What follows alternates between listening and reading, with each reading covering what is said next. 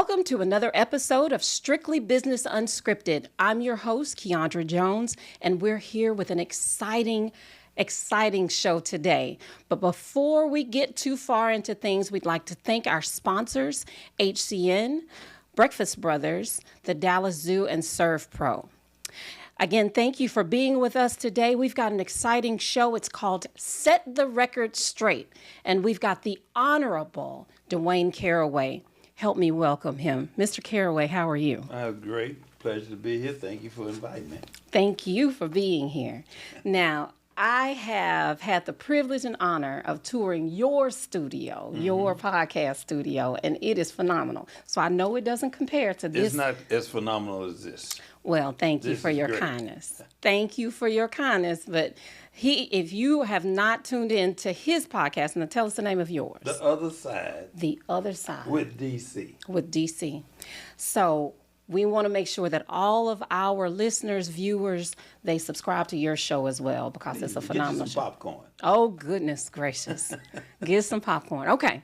So we're going to talk about that in a bit, but we're going to start from the very, very beginning. I read your bio.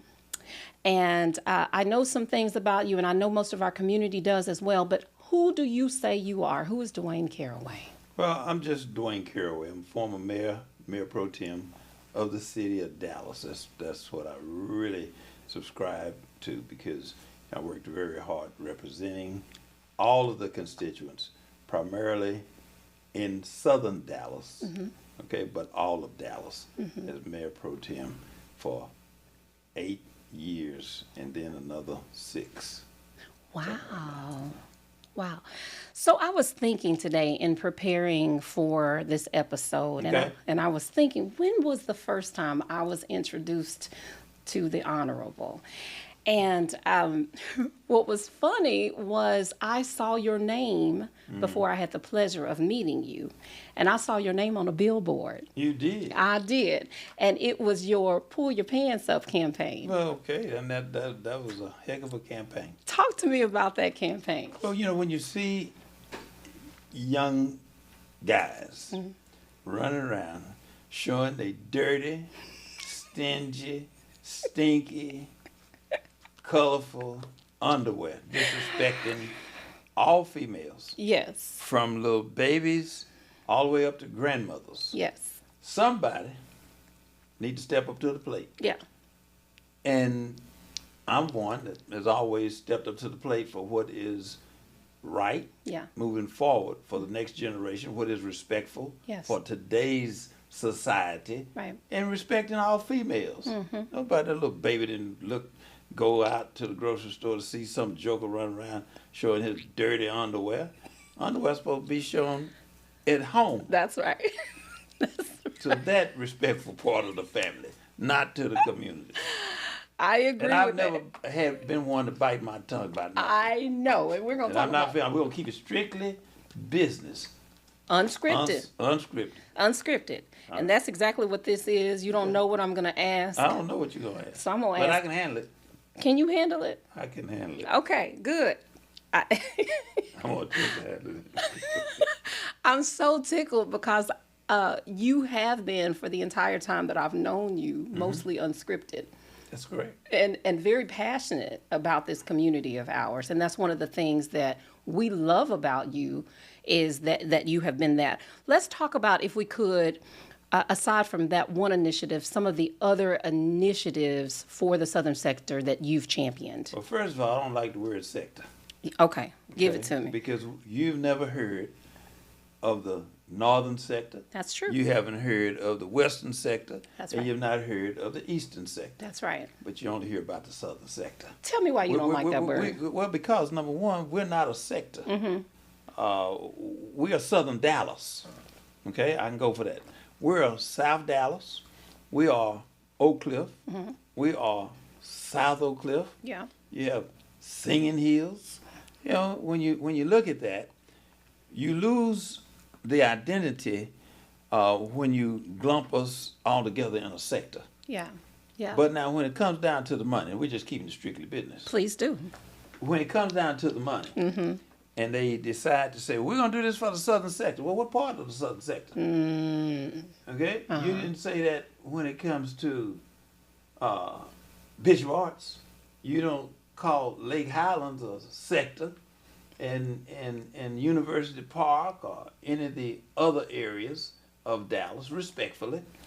And whatever is to be helpful for Pleasant Grove or for Oak Cliff or South Dallas or Bonton, we need to be able to control in our own identity and surroundings. So if you're going to do something for Oak Cliff, then we need to do something for Oak Cliff 941-5820. If you're going to do something for South Oak Cliff, that's 371-372-4444. Yes, sir. You kind of follow me? I follow you. So at That's the end of the day, you lose sight of your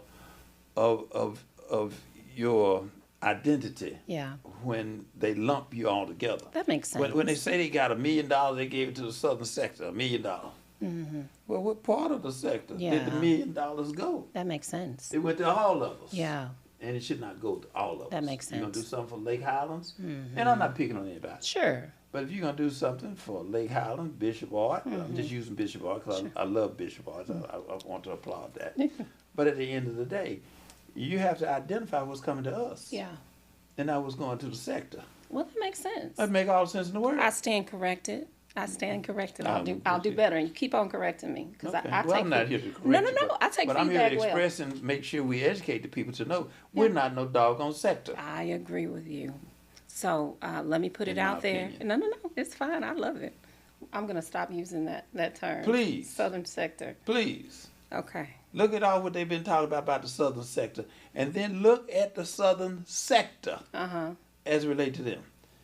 Okay? Now, you gave some money, but then look at Lancaster Avenue. Look at Malcolm X. Yeah. Look at, look at Pleasant Grove. Look at other areas. Yeah. And it's just not something we need to be able to know. You giving me something? We got it. This is what we're going to do. Okay, y'all hold me accountable out there that I'm going to discontinue use of southern sector, the term. Okay. But that makes sense. All right, good. I've never heard that before, but that makes a lot of you heard sense. it here. I appreciate it. This is strictly business unscripted. Yeah. We learn on this show. Okay. So with that being said, tell me about, and you talked about your term and City Hall. You did 8 years, you termed out, and then you came back. Then because I was so passionate in my delivery, they put me on vacation and sent me on timeout for a few minutes. Well, we're going to talk about that in a second. We're going to talk about timeout. You get it out the way We- so folks can know, yes, I was put in timeout. That's because all right. when you're doing too much for the community, there are those that have a problem with that. Sure. Because they want to keep Absolutely. us down Absolutely. instead of us lifting us up. So talk to me about some of the wonderful things, and we know that you did some amazing things at City Hall because I knew you when. I knew of. You heard me fussing. I've heard you fussing. I've heard you fussing around the horseshoe for a number of years. Tell us some of the amazing initiatives that you've created, championed, been a part of. I think it's honestly, and I'm not being for myself, but it's too many of them to name because there's so much that you have to fight. Give me some of them. Well, you look at them.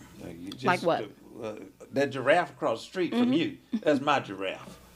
Okay. Tell me about that giraffe. that Isn't it giraffe, the tallest giraffe? The tallest giraffe. But why, as vice president at that time of the park board, because I was also vice president of the park board for a number of years. Okay. Fort Worth Zoo was always kicking the Dallas Zoo in the behind. Okay. And you'd come around the old freeway, and they had a billboard down there inviting people, everybody's coming into Oak Cliff, okay, to go and visit the Fort Worth Zoo. Well, I'm in marketing and advertising. I'm a marketing guru, okay? And what do we do about this? How do we compete with this? Okay. These people are putting it right in our face. Right. Traveling to Houston, to and from, going through Conroe and approaching the Huntsville area. There's a statue, Sam Houston statue, tall, big statue, people look at it, and you're approaching it, and you're driving, and you're looking at it, and it got your attention. Yeah, it does. Well, what can we do for our zoo? That's right. Well, hell. Uh-oh. No, that's fine. It's strictly business unscripted. Okay. It's fine. But here's the deal. What can we do in marketing and advertising, which I am one of the very best ever in this area? Give me something that I can put up here and make it as tall as the Sam Houston statue, which was a giraffe. I started out thinking I was going to have an elephant with the nose pointed up. I thought that was good. Put him on his hind legs, put him up here. But then you also have to be one that know how to compromise and know how to get things done. Right. And it was the giraffe. I said, okay, well, I want the giraffe taller than that Sam Houston statue. Yeah. And the only way that we have that giraffe taller, and it is taller than the Sam Houston statue on I-45, is because you see at the tip of the tongue, you see that little sticking up. What is that? You see? I'm glad you asked. Yes. Let me tell you what it is. And why it is what made the giraffe taller than the Sam Houston statue. That's a thunderstick. Is it? Yeah. I've never known what that was. That makes sense. Okay. So that's what makes it taller than the Sam Houston statue.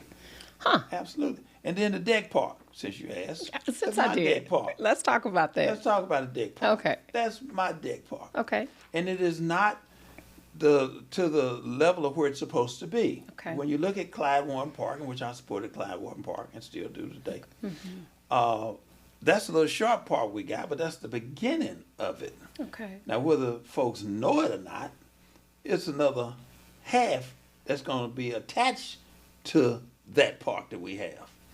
And when we were doing the construction on 30, it is already in place, the structure, when they were doing the construction, so that they won't have to tie it up and they can lay another layer on top for phase 2. Okay.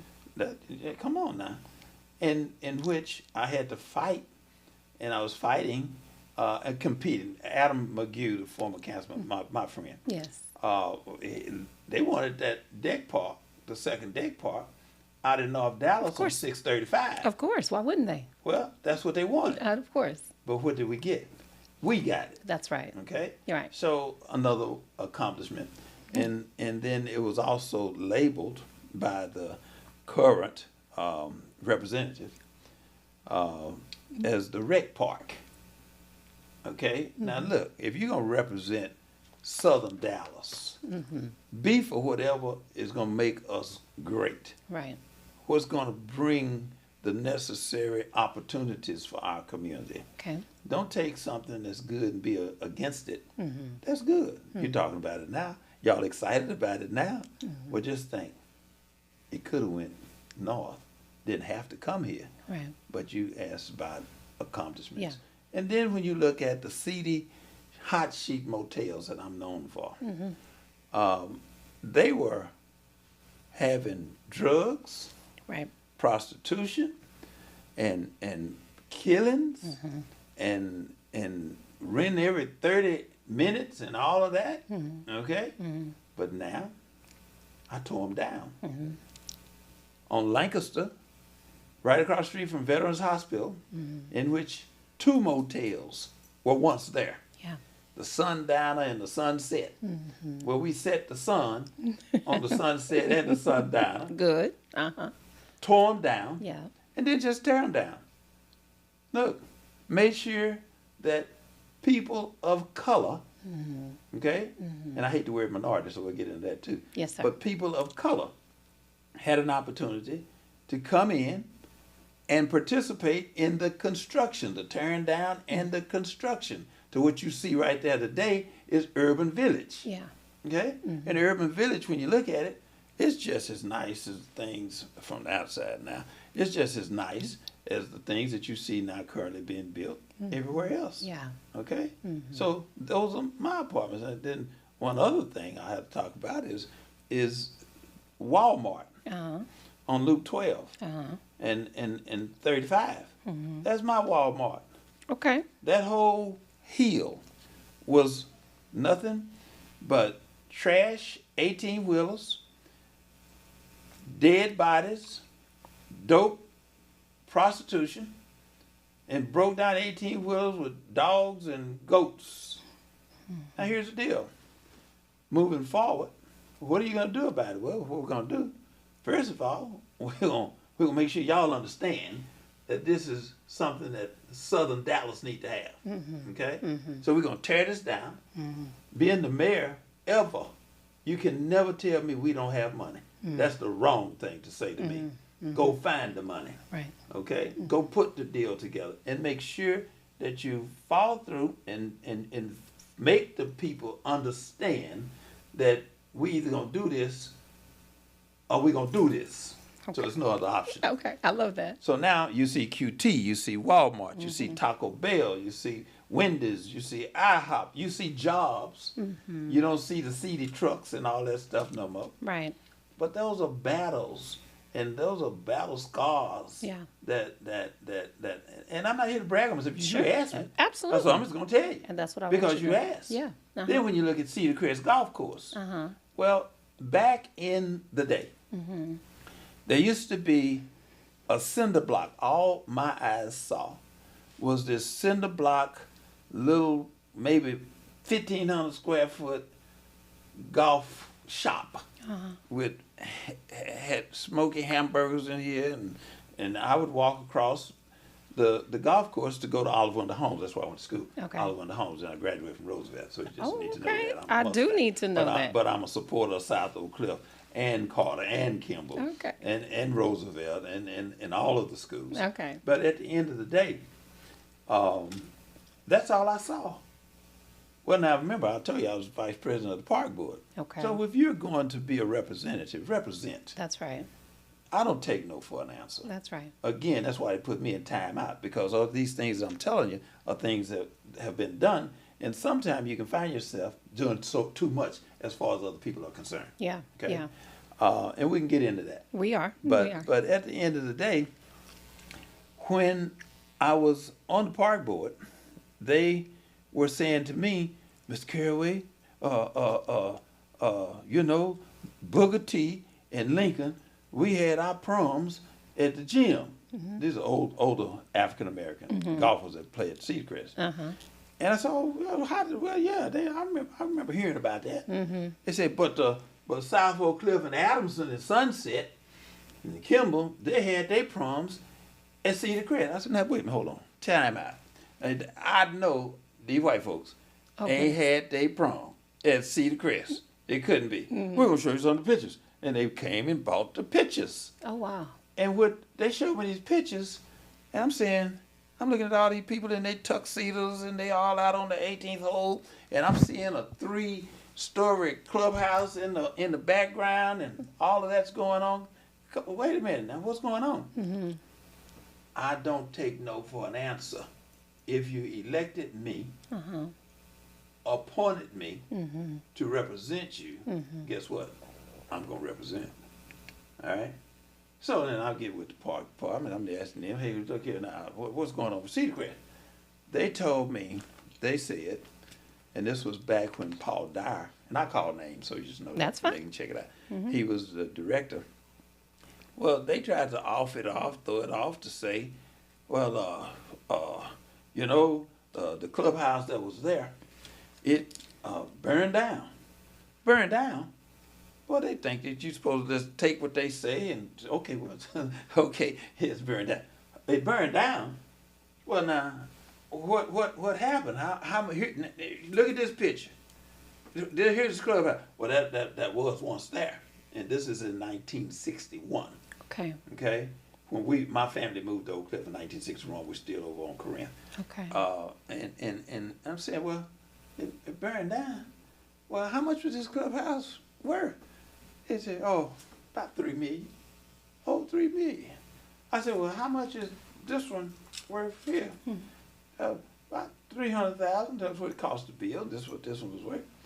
I said, now, $300,000, $3 million, 2.7. I said, when something burned down, it should be replaced with equal value. That's right. That's where I grew up. Yeah. Yeah. But we don't insure city business. I mean, city buildings. I mean, they must have thought I was with the foo-foo, because I wasn't finna let that go at all. Okay?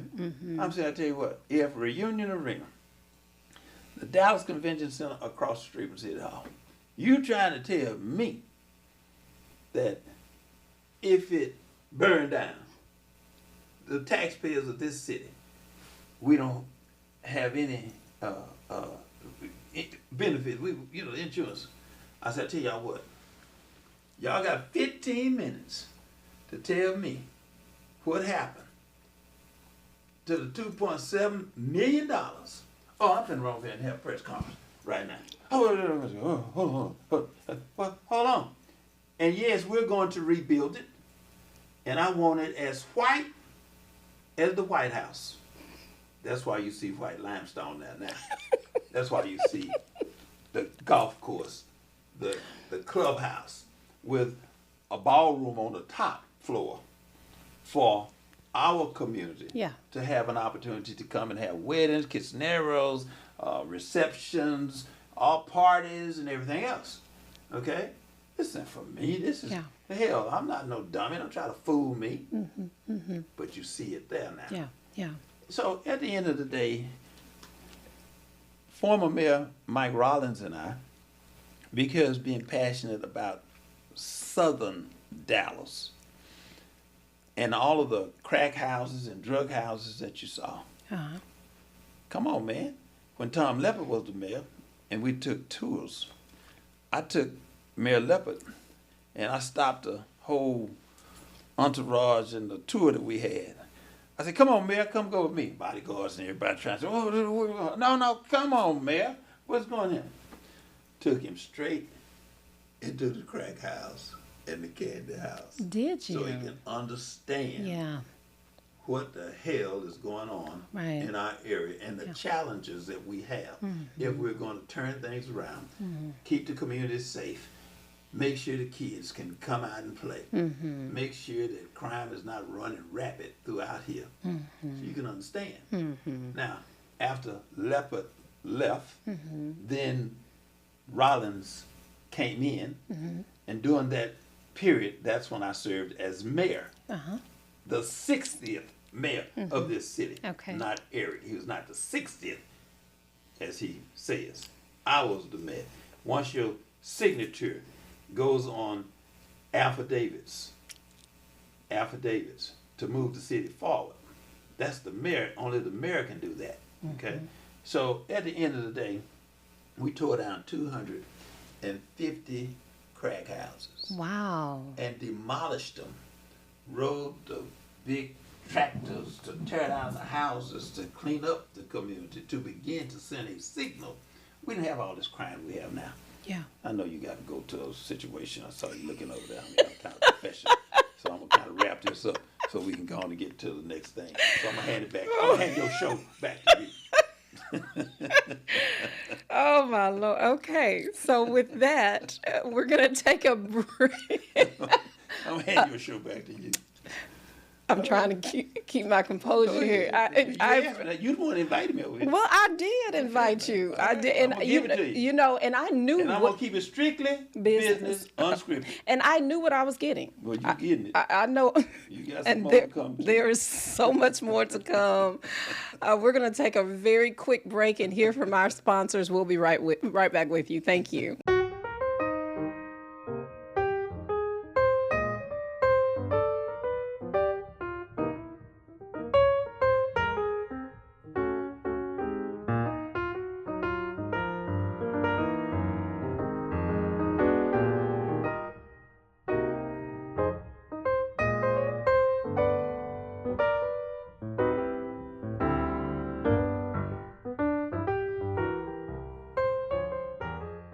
And we're back with the Honorable Dwaine Caraway.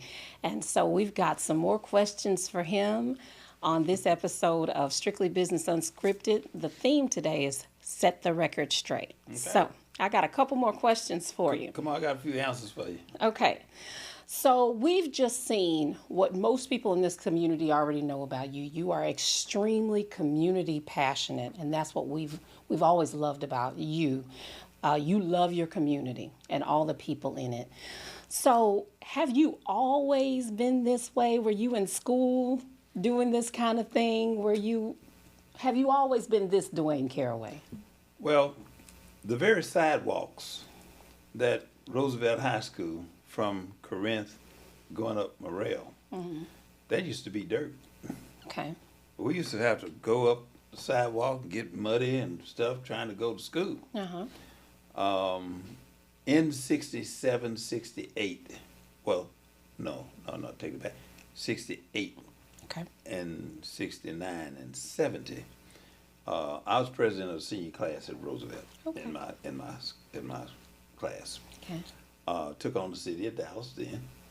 The very sidewalks that they're walking up today are the sidewalks we fought for to just kind of tell you the involvement and the passion that we've had. My father worked at Brook Hollow Country Club, and I saw my father shining shoes, he and two other people, and they would shine like 50 pair of shoes, and people would come up to get their shoes, millionaires, CEOs, elected officials, open up their wallet and pull out $1, thumb through their little money, that's what my eyes saw, and pull out their wallet and put $1 up there for 3 people to split. I've seen this. I've seen it happen. So the passion of serving has always been with me, and looking after others. Because I said I was going to change that, and I'm still fighting to make sure we change those things that these eyes saw. At what point in your journey did you decide that you wanted to be a community servant? Well, I've always been a community servant, but you got to look at where I came from, first of all. First of all, I'm a financial member of Kappa Alpha Psi fraternity. So with that being said, we as Kappa men have a commitment to making sure that we look after, and we try to keep the knowledge going and the opportunity and extending the leg up for others. I pledged at Texas Southern University. Okay. I left Texas Southern and came to Dallas, and it was very difficult to find a job within the timeline that I was here. And I took a manager's job at the Pizza Inn on Lancaster. Okay. When I walked in there, I told them I was looking for a manager job. I wasn't fit to just come and look for no job, come fix no pizza. I wanted to run something. Okay. All right. From that point, I received a phone call from the late Chuck Smith from K104 Radio. Okay. And I was hired, and I was sports and promotion director at K104 Radio for 8 years. Oh, wow. Okay? Okay. So I've always been, and we put on special promotions. In fact, one of the most memorable promotions that we put up, I came up with how we're going to promote and get some more excitement about K104. We came up with this idea, Chuck Smith and I, of getting a mascot. And so we came up with it, we designed an outfit for the chicken, and we named the K104 Disco Chicken. Okay. Okay? Okay. And that was our mascot. Okay. And the mascot is here in the building right now. The mascot was Michael. Oh. But he had the right legs and the right shape for the chicken, and we did all that. Did you say he had the right shape for the chicken? He had the right leg. Yeah, he had them blue, stockings on him. I and he think could dance. Michael needs to be able to defend himself. He here. can't. He's the disco chicken. But from there I went and I wanted to get into sales. Okay. Okay, and I went and talked to the owner, Hyman Childs. Okay. At the time, after working there 8 years and doing all of the big promotions that we did at K104 to put K104 on the map. Uh-huh. Okay, he asked me when I told him I want to get into sales. He told me, "Well, Dwayne, bring me a resume." Well, now wait a minute. I've been here with 8 years, and you gonna ask me and all this stuff we doing. You gonna ask me bring your resume? So the next day, I bought him a letter of resignation. Oh, wow. Okay. Okay. And from there, started my own business. Okay. In which Chris Arnold then was my replacement, so I had to wait there until Chris. They found Chris out of New York. Chris Arnold, who everybody knows now, and started my own advertising business and promotion. So I promoted all the concerts around here: Longhorn Ballroom, Johnny Taylor, B.B. King, Millie Jackson, Bobby Bland, you name it, I've done it. Reunion Arena, Prince, Luther Vandross, Whitney Houston, everybody, you name them, I've promoted them. Wow. And have dealt with that. But I segued into service with the late Mayor Annette Strauss asked me to come and to be a part of the Dallas Youth Council. Okay. Okay, doing the youth and all of that. And that led to me having my own 501c3, the Dallas Youth Council today that's still active, that we take kids out on cross country, on college tours, and this is in the 12th year. Take 150, 300 kids to the fair every year. That's awesome. And that's just been a very passionate thing for me to get involved with and to still be doing. Yeah. Okay, for the community. I love for that. the future. For the future. Yeah. I love that. And so all the haters out there, they don't do what I've done, and they haven't done what I've done. But I invite them to come and help and participate, in which I'm sure that invitation won't be accepted. That's kind of you. I'm just keeping it strictly business. I appreciate that. That's really kind of you to Not just kind. I mean, that's the deal. That's what God has put me here to get these things done, and has allowed me to be able to do them, and now to even sit back and brag about it. Yeah. That boat you saw in Alabama, the little boy swimming. Hell, I rented the whole boat in 2018. Had 400 kids from Dallas. Black, white, Latino, everybody from Dallas, 5 buses. Could you just imagine? We rented the boat, and those same kids today can go back and recall and say, that's the boat right there. We was on that boat. Yeah. And look at what they doing now. Look at what we walked 400 kids across the Edmund Pettus Bridge. Come on now. Yeah. God's been good to me. Yeah. And so I pass it on back. I had to say that. Now you can cut out whatever you don't want.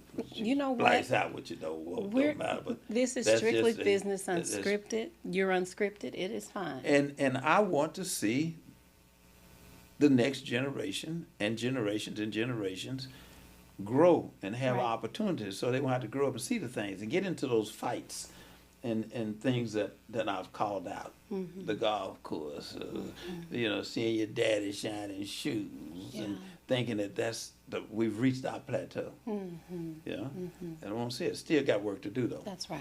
Still got work to do. And go ahead. So, as I listen to some of the things that you've done and the battles that you fight, first of all, I want to say thank you, because it takes a lot of courage to fight some of these battles. And you've done it for a very, very long time. And we're grateful for that, because where would we be without advocacy like this and people who have fight in them the way that you do? Now, that kind of fight, that kind of passion doesn't come without opposition. Oh, yeah, absolutely. And so you've mentioned a couple times that you were, you had to take a time out, a vacation. Talk to me about that. Well, when you look at, if you are the mayor, in a capacity of addressing unfairness and issues that have impact on our community, by track record, Martin Luther King, he wasn't getting paid to come out here and try to open up the door. Medgar Evers, the little girls that got bombed in the church, others, and that I'm not naming all of them because there's so many of them. Sure. When you look at the mayor of Washington, the late Marion Barry, And you look at Ray Nagin, the mayor of New Orleans, the former mayor, all these are former people. You look at the former mayor Kwame Kilpatrick, and you look at Don Hill, the former mayor pro tem here, Yeah. and you look at Al Lipscomb, Yeah. and you look at Van Troy, Right. and then you look at me. Well, now if you're doing something to make it better, you become a target. Okay. You don't have to do nothing. They can set you up any way they want to set you up. And I was set up, but that's okay. I won't get into that. But at the end of the day, it's only because when you're doing to make a difference, Right. then you're going to be an outcast. Then you're going to have some haters out there. Yeah. Cause they're just like that man up there in South Carolina. I can't really stand him no more. Tim Scott and the other guy. They got their heads stuck so far they don't even know whether it's night or day. And Mr. Trump, I love you. Come on now. Come on. Represent, man. South Carolina's where the slavery was. Come on now. Don't forget where you came from and who brought you here and who fought for you. So yes, they put me in timeout. I think if they could have assassinated me, they would have. But then it would have caused a stir up, probably. So he put some on you. But here's good news: you accept it, you deal with it, you come right back. It's like a duck, water run off a duck's back. Do that, and you turn around, and just maybe after this mayor steps aside, just maybe I might run for mayor. That was what I was going to tell you.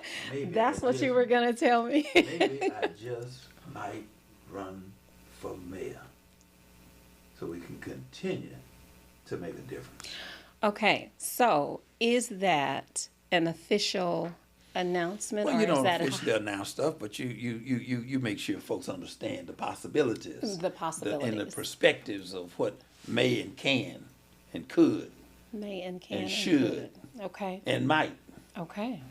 Never let people set your plateau on their schedule. Yeah.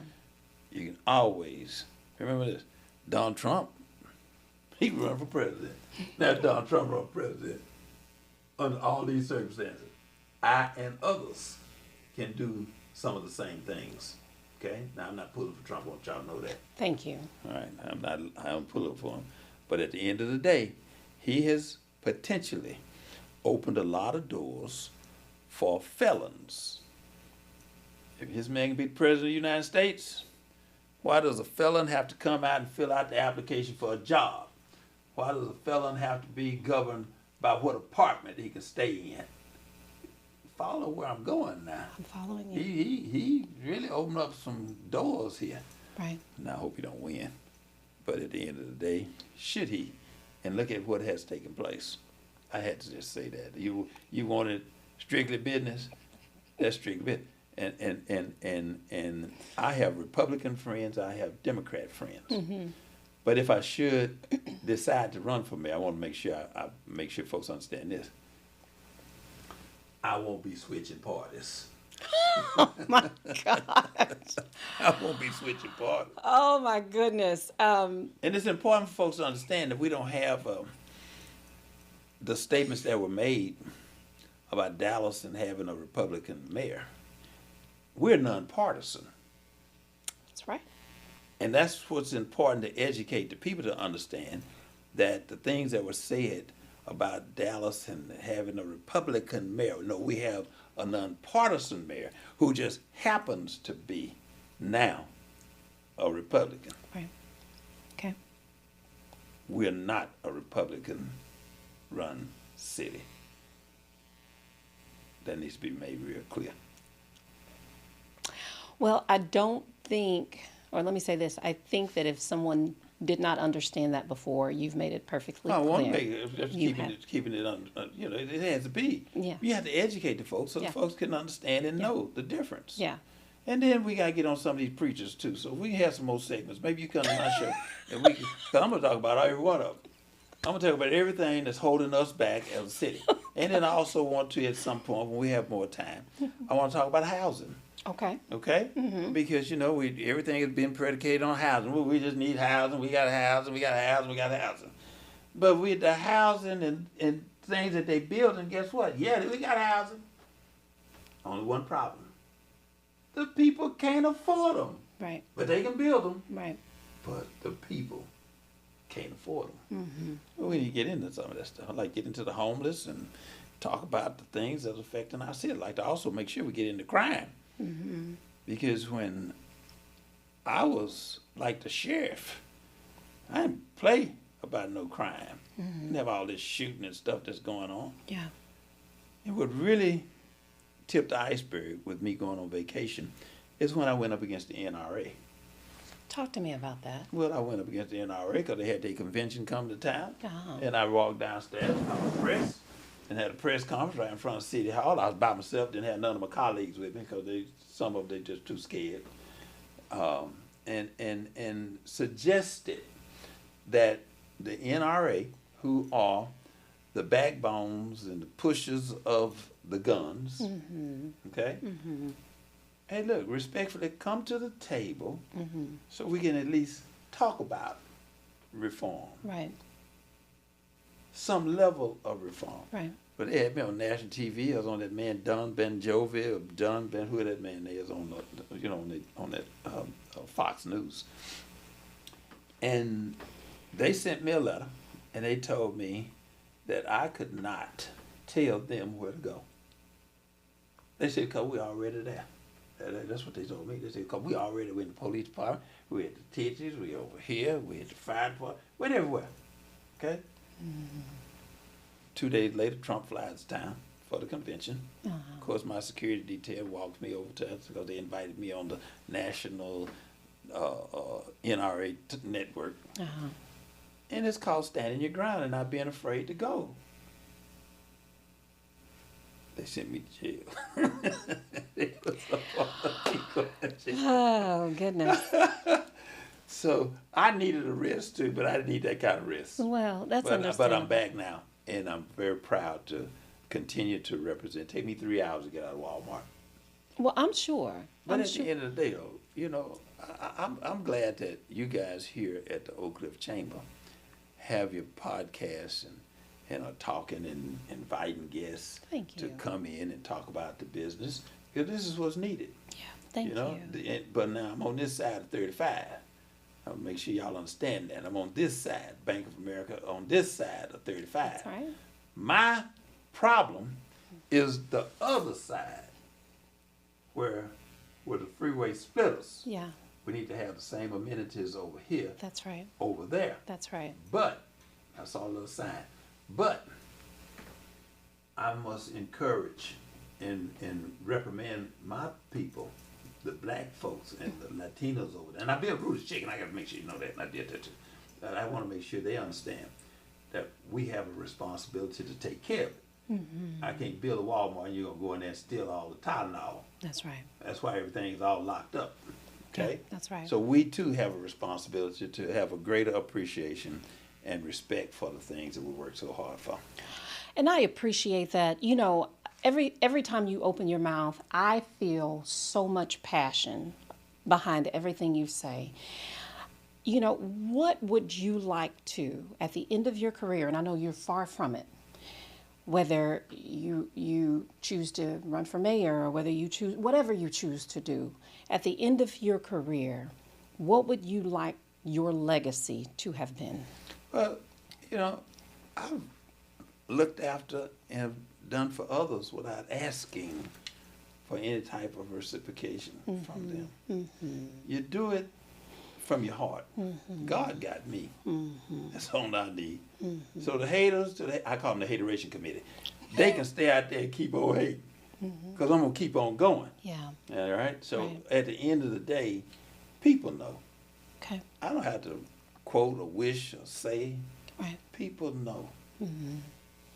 They know. They know. That's what the people say.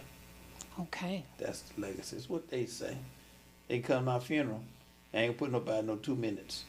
They can sing. They can do everything they want. They come to that lie. They, oh, he's great. Anything they want to do. But at the end of the day, I'm for the little bitty people. I'm for the little bitty people. And we appreciate that. I appreciate you guys. Thank you so very much.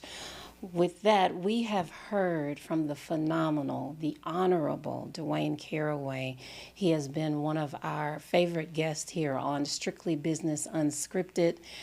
And if you missed any part of this show, make sure you rewind it and listen. And if you just listen to it over and over and over again, if you don't catch his passion the first time, you will the second time. With that, I'm your host, Keandra Jones. And again, thank you for watching another episode of Strictly Business Unscripted. We'll see you next time.